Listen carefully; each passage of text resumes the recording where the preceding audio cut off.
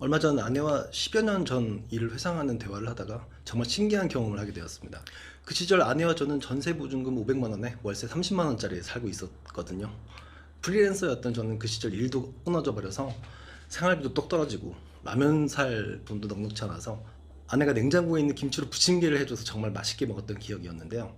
별다른 재료가 들어가지 않았는데도 정말 행복한 맛이었었어요. 제 입장에서는 그 순간이 정말 행복하다고 느꼈던 기억이었는데요.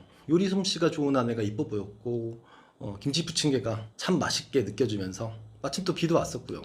근데 아내는 그 시절이 자신의 인생에서 가장 힘들었던 순간이라고 하더라고요. 입장에 따라 같은 시간을 이렇게 다르게 기억할 수 있구나. 참 이상한 기분이 들었습니다. 저 자신이 너무 이기적이었던 것 같기도 하고요. 나란 사람은 참 비현실적이고 이상주의자구나 하는 생각도 들었습니다.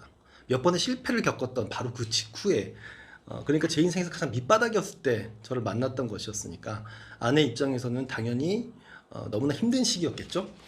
그로부터 5년 뒤에 저는 회사를 창업하고 지금까지 8년 동안 해마다 매출을 20% 이상 높여내는 회사의 대표가 되어 있습니다.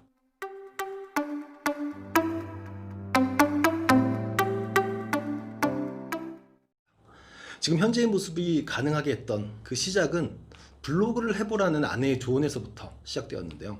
그 시절 공간 디자이너인 저에겐 가장 간절하고 소중한 꿈이 딱 하나였습니다. 프로젝트 의뢰가 나를 찾아오게 할 수는 없을까 하는 것이었죠. 지금도 저는 영업을 위해 인간관계를 넓히거나 사교 모임을 가지거나 하는 일은 전혀 하지 않습니다. 프로젝트의 의뢰를 받는 모든 것은 여러 가지 SNS가 깔때기 역할을 하고 있습니다. 회사를 창업하고 평상시 하던 일에서 바뀐 것은 딱 하나가 바로 블로그를 하는 것이었습니다. 의뢰인을 만나서 현장을 실측하고 모니터 앞에 앉아서 CAD로 도면을 그리고 3D 모델링을 하고 계약을 따내고 현장을 치고 완성하는 일에서 딱 하나 더 블로그를 했던 것이었죠. 물론 현재에는 수많은 SNS 채널들을 병행하고 있습니다. 저는 현재 일이 나를 찾아오게 하자라는 간절했던 꿈을 이뤘다고 해도 무방할 것 같은데요. 그 꿈을 이뤄내게 한 근본적인 원인을 누군가 저한테 묻는다면 저는 이렇게 대답할 수 있습니다. 꿈을 문장으로 꾸었다는 것이죠. 자신의 꿈이 무엇인지 물어보면 보통 직업이나 직함 또는 롤모델의 이름을 말하곤 하죠. 학부 시절에 동기였던 한 친구가 자신의 꿈을 이야기하는데 교수님 한 분의 이름을 들더라고요. 저는 그게 참 한심하다고 느껴졌었는데요. 물론 그 친구 앞에서 이야기하지는 않았죠. 미국 명문대 학벌에 그 당시 교수까지 하고 있었으니까 그런 꿈을 꿀만도 한 것이었는데요. 저는 그분의 설계로 실제 실현된 작업들이 너무 형편없게 느껴졌거든요. 허접한 작업을 해내는 교수님을 왜 꿈꾸는 걸까? 그렇게 생각되었고요. 저 친구는 가치 있는 공간 디자인을 하는 것이 목표가 아니라 저 위치, 저 네임밸류를 꿈꾸는 것처럼 느껴져서 속으로 좀 한심하다고 느꼈던 거였죠. 그때 어렴풋이 꿈은 단어로 꾸는 것이 아니라는 것을 느꼈던 것 같습니다. 단언컨대 꿈을 이루고자 한다면 직함, 직업, 롤모델 그 자체가 꿈이 되어서는 효과가 별로 없다고 말씀드리고 싶은데요. 우리는 뇌가 있습니다. 하지만 성공을 하고 성과를 이뤄내는 사람들은 자신의 뇌를 잘 활용하는 사람들입니다. 안타깝게도 뇌는 안정을 추구하죠. 쉽게 말해서 나태하고 게으릅니다. 왜 그냥 살면 비만이 될까요? 몸에 영양소를 축적해 주는 것이 더 이롭다고 생각하기 때문이겠죠. 그게 생존하는 것에 맞다고 여기기 때문입니다. 뇌는 일상적이거나 평범한 정보는 모두 지워버리고 생과 사를 가리는 중대한 정보만을 각인합니다. 세상에는 이미 부자가 되는 방법, 성공하는 방법 모두 밝혀져 있죠. 단지 우리는 그것들을 자신의 뇌에 각인될 만큼 간절해하지 않아서 우리는 결코 행동하지 않는 것입니다. 뇌로 하여금 자신의 꿈을 알아먹게 하고 소중하고 간절하다는 것을 알려줘야 합니다. 내 꿈은 건축가, 아이돌, 대통령이다. 이렇게 두루뭉술하게 하나의 단어로 뇌에게 이야기하면 이건 너무 방대한 거죠. 구체화되지 않은 정보는 내가 그냥 지워버리는 겁니다. 저는 일이 나를 찾아오게 하자라는 하나의 문장을 만들고 오감으로 받아들이는 수많은 정보를 그 문장의 관점으로만 받아들였었습니다. 먼저 블로그를 했죠.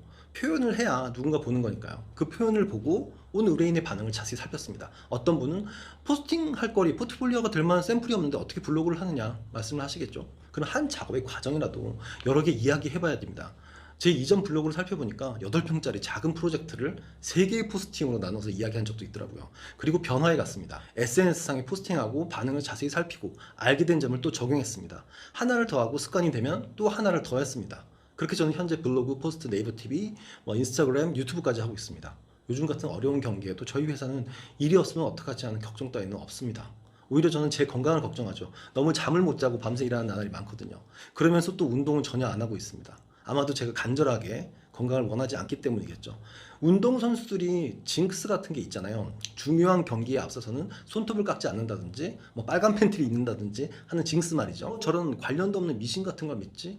하면서 지나칠 만한 것이 아니라고 생각합니다. 아무리 세세하고 사소한 것까지 자신이 꿈꾸는 성과와 결부시키는 그런 간절함에서 징크스가 생겨난 거겠죠. 그만큼 간절해 본 적이 있나요? 저는 막연히 누군가에게 성공에 이르는 지름길이나 돈 버는 팁을 물어보는 사람들을 보면 좀 안타깝습니다. 어차피 하지도 않을 거 왜 궁금해하나 싶거든요. 저는 요즘 새로운 꿈이 하나 있습니다. 물론 하나의 문장으로 되어 있죠. 지금 이 순간 제 꿈은 의뢰인이 없는 공간 디자인을 하자입니다. 분명 10여 년 뒤에는 이뤄져 있을 건데요.